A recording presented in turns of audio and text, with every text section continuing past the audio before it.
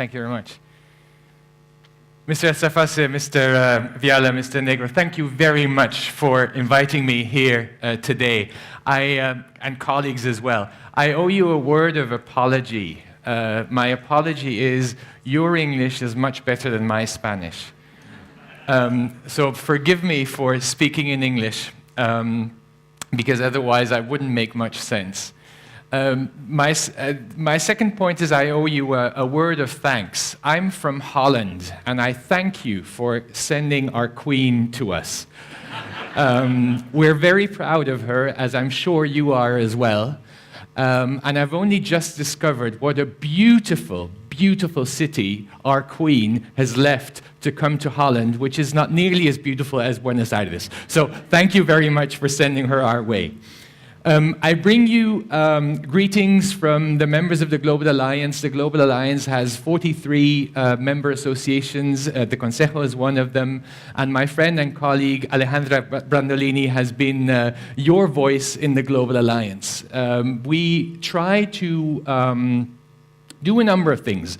But our key point is to try to find out what are the common standards of public relations across the world, while at the same time celebrating the differences that we have from country to country.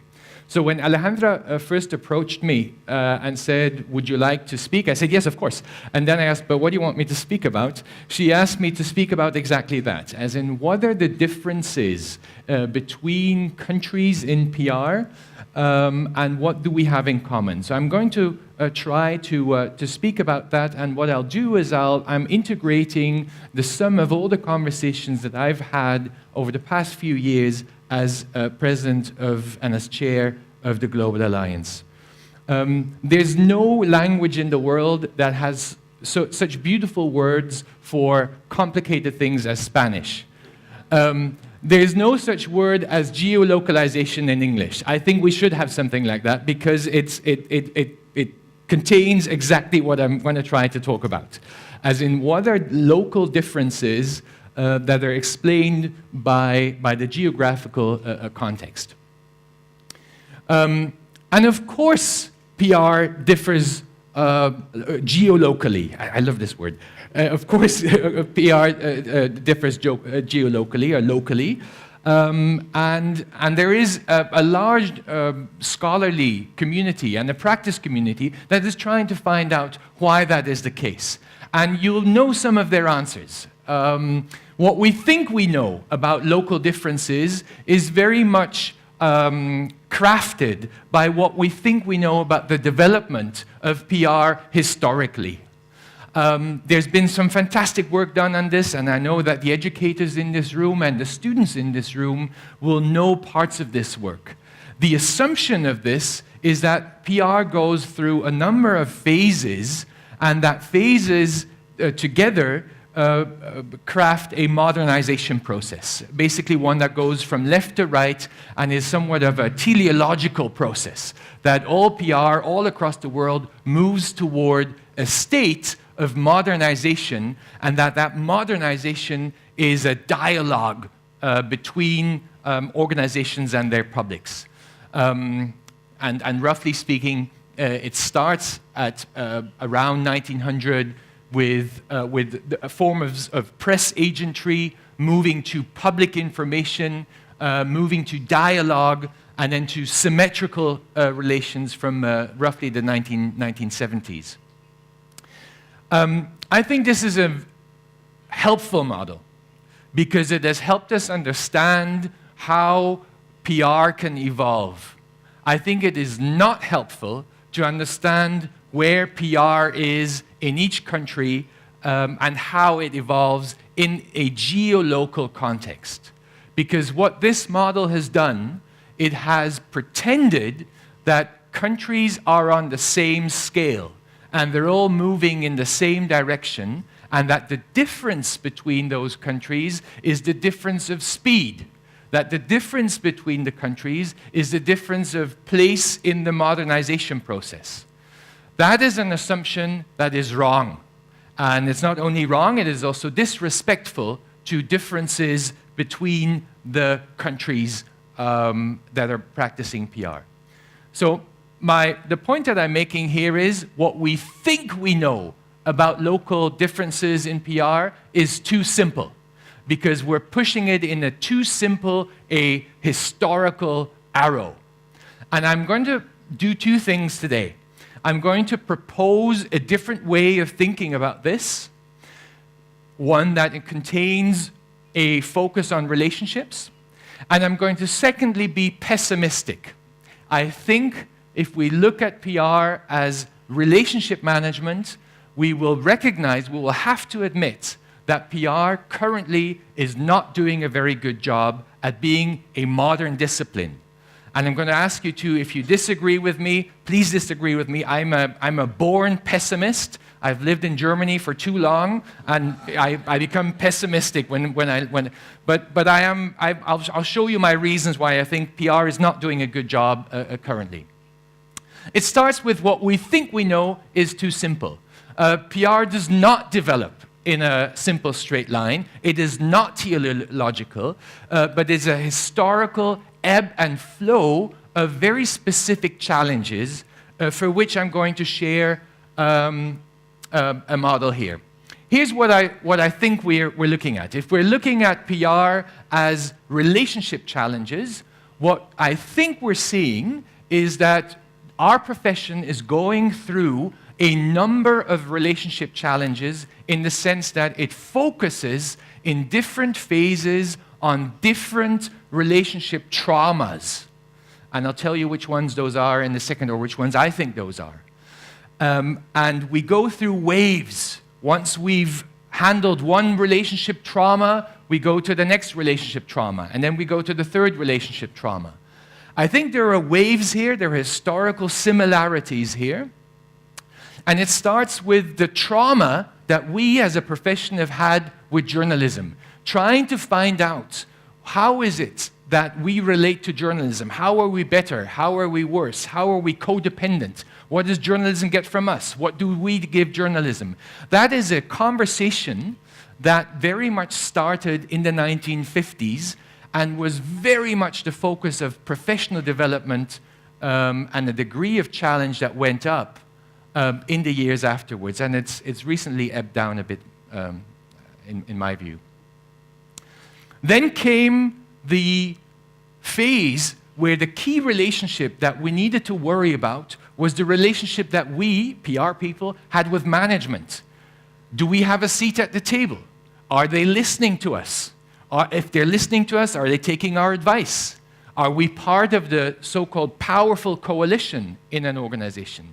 So the relationship management between PR and management was the next, in my view, the next relationship challenge or the relationship trauma that happened roughly from the late 1950s and was going on for about 4 decades, until in many companies and many organizations that relationship has been settled. I think what we're then seeing, and of course these waves are overlapping, these traumas are overlapping, what we're then seeing is a third trauma, a third relationship challenge, and that is between PR and all the other parts of an organization that are producing content, that are producing anything that can be decoded as a message by our audiences and thus have an impact on their reputation. Marketing is, of course, one of those. But lobbying, I know there's a big lobbying conversation going on in Argentina currently, but also lobbying, of course, produces content. And the relationship challenge for PR there is currently and has been from, in my view, the late 1990s, is to define the relationship between PR and the other content-producing parts of an organization. I think that's not the last trauma. We're currently in a different trauma. Given that it's so easy to produce content, given that we've often defined our job as producing content, we are now in competition, not just with the people in the marketing department, not just with the lobbyists, not just with the investor relations team, but we're in competition for attention with everybody else who is able to produce content today, and that is practically everybody.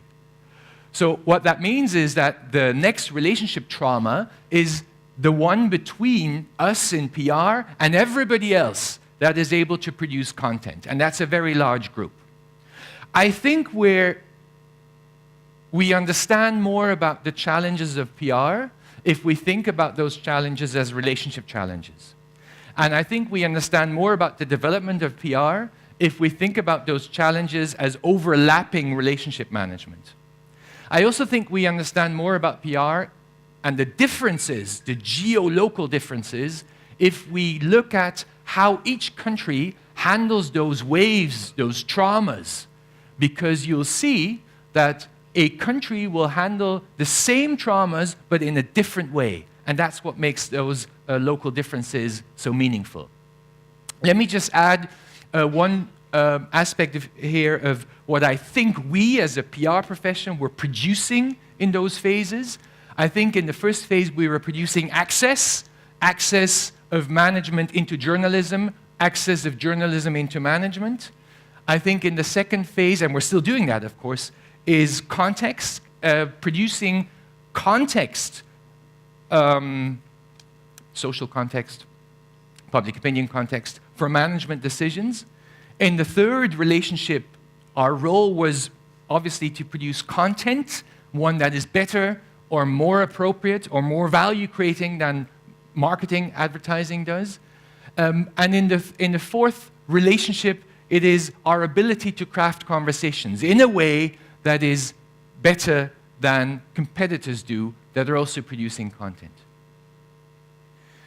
So, again, my point here is PR does not develop in a straight line, but it's a historical ebb and flow of these waves. I call them traumas. And the global differences that we can see, they exist mostly between how those relationships are managed and not when. And let me give you a few examples of this. This is how I look when I'm not wearing a suit, which is basically all the time except when I'm in Buenos Aires. This is a photo that I took back home. I live in Singapore.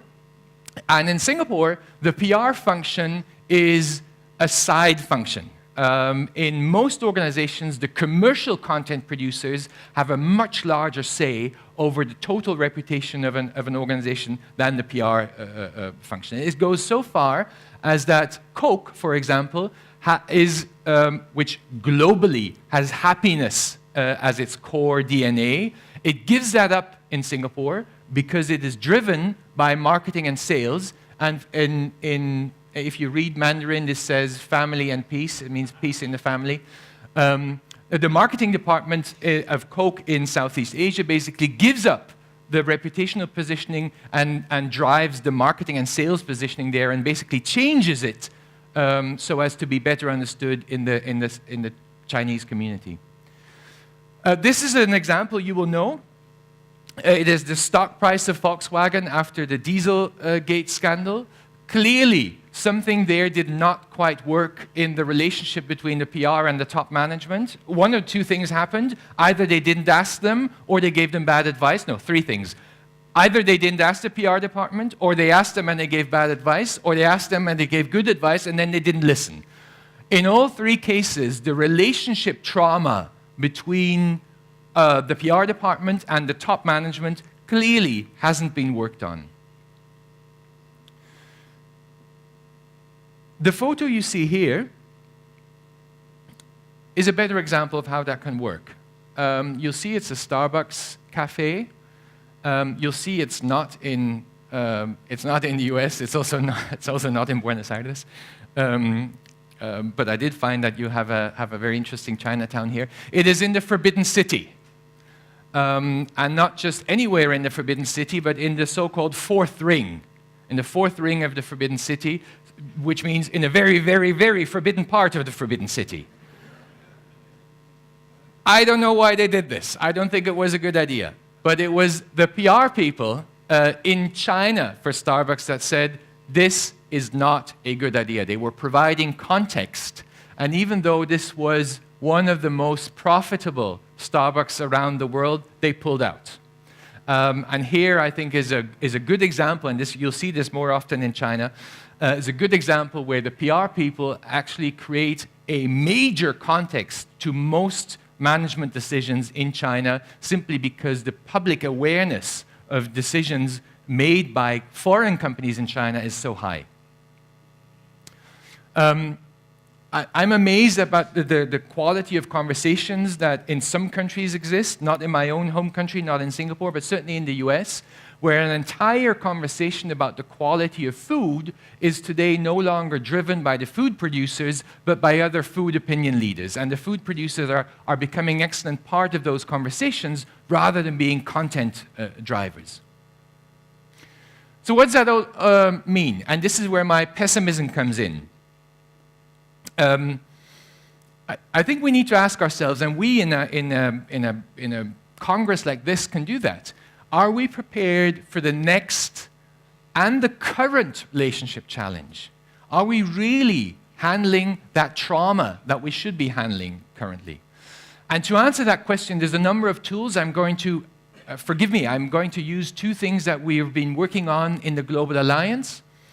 To test the question is, are we actually prepared for this? Are we prepared to craft conversations in such a way that we can compete with everybody else that can craft content and conversations? Are we prepared to handle that relationship trauma? The two projects I want to talk about, and I'm just taking few data from those, are the Global Communications Report done with the Global Alliance and the Annenberg Center for Public Relations at the University of Southern California, and the so-called Global Body of Knowledge project, where we try to pull together the standard qualifications that all countries have, and we try to see what they have in common. By the way, I realized I made two jokes earlier on, and I just wanted to see how quickly you respond. By your speed of response, I can see that your translators are really excellent, so thank you very much.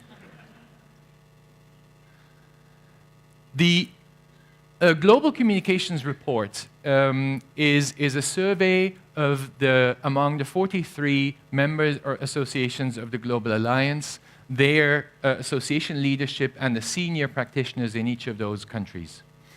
You can download it on the Global Alliance webpage. You can also download it at the USC Annenberg page. I'm just going to pick up a few of the data that we saw that support me in my pessimism. This is the good part. Globally, PR people agree that our profession is becoming more complex. Well, good, it is. It's becoming more strategic, and it is becoming more challenging. That doesn't make me pessimistic yet. At the same time, PR people globally expect our profession to face slight to moderate change. And you'll see that if you ask in-house people, there's more expectation of change than for agencies. But if you ask them, where do you think those changes are going to come from?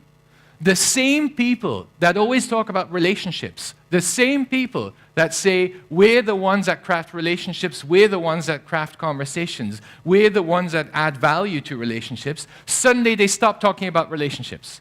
Then you then ask them, well, the key changes are going to come from technology and content. And here's where I think this makes me pessimistic, because I don't think that is the key challenge. And secondly, it is in fact not the one thing that we as a profession keep saying that we're experts in, which is relations. PR people, at least in the results of the Global Communications Report, expect that the profession will invest in, well, social media and content, not in relationships, not in traumas, not in relationship challenges. And what do you think is going to be the answer to this? The most important skill for PR people, in the eyes of PR people globally, what do you think is that going to be? Content. What else? Social media content. New technology content. verbal messages, strategic planning, okay, and writing. I'm not saying writing is a wrong thing. And of course, if we're not good at crafting language, we shouldn't be in this profession. But that's not our value add. And it's certainly not the key challenge going forward. So this makes me very worried. It makes me very worried. If the same profession that accepts that there's change, that accepts that we're the ones that handle relationships, at the same time says that our key challenge is not about relationships, but is actually about content and producing content. So if you look at the 4 waves, if you accept that there are 4 waves, we're not preparing for this wave. We're preparing for the wave that's behind us. We're preparing for the wave in which we compete over content with the other content-producing parts of an organization. This is the second project that I just mentioned. It's a global body of knowledge. It's an ongoing project, but the first stage was basically pulling together all of the professional standards, the accreditation standards from all across the world, and we looked at where are their commonalities. And by now, you'll not be surprised of where the commonalities are.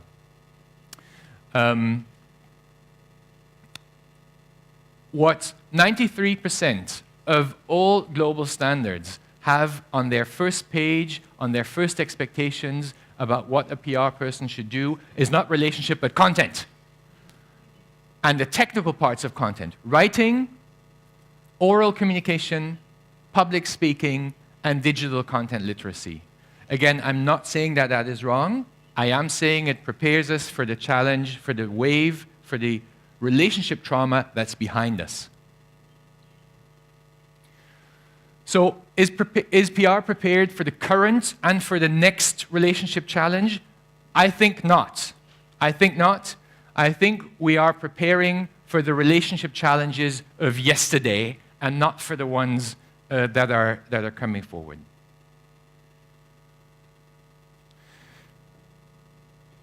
Let's look at those. What are the ones that are in future? I don't know. I wish I had an inkling of what is the next wave, what is the next trauma. But I do think we can make some extrapolations of what's currently going on. Some of you will have seen this. Last year was the first year in the history of humanity where there was more hours spent online than hours spent in other media. I think that changes something, and it allows us to think about, well, what is that next bubble? What is that next trauma? What is that next relationship challenge? What I lament is that PR is not doing that enough. We should be thinking about this stuff. We should be telling management the next relationship challenge is X. We should be telling journalism the next relationship challenge is Y. We're not doing that. What could those be? They could be, for example, the relationship challenge, the relationship trauma that comes from robotics, non-human content producers. They're already here. You don't need to write a press release, certainly not for some of the technical stuff. Robots can do that. So thinking about the relationship between PR and non-human content producers, I think now's the time. Secondly, we have non-managerial organizations. What I mean is organizations in the sharing economy, where you are both producer, as well as receiver, as well as co-manager, as well as stakeholder, co-owner, organizations that have no central nerve system, but are very strong both in creating value, as well as creating values. So those non-managerial organizations, how we relate to those could be another good candidate of a next relationship trauma for PR. And then, of course, there are non-content relationships or non-content conversations. If I look at some of the debates and electoral debates going on in some parts of the world these days, I do wonder, where's the content? Where is there a rational discourse? What does PR do when there's no more rational discourse, when there's no rational persuasion going on, but where in the place where public discourse is highly emotional and where conversations are not content-driven but emotion-driven? Again, I'm not saying I know where the next relationship trauma is, but what I am saying is we should start thinking about these things because journalism is already doing it. And I'm just quoting here from The Economist, A, because I like reading The Economist, but B, because The Economist is very influential globally. And The Economist has already picked up on all these topics. They're already debating about sharing economy. They're already debating about the rise of robots. They're already debating about what is debate in an age of post-truth.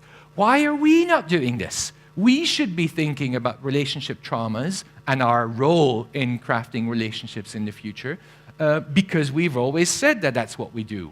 Instead, we're preparing for the relationship wave that's behind us. I think this is bad news, and I hope today we can work on becoming less pessimistic. I'll always be a bit more pessimistic than many others, but I think this is worth discussing.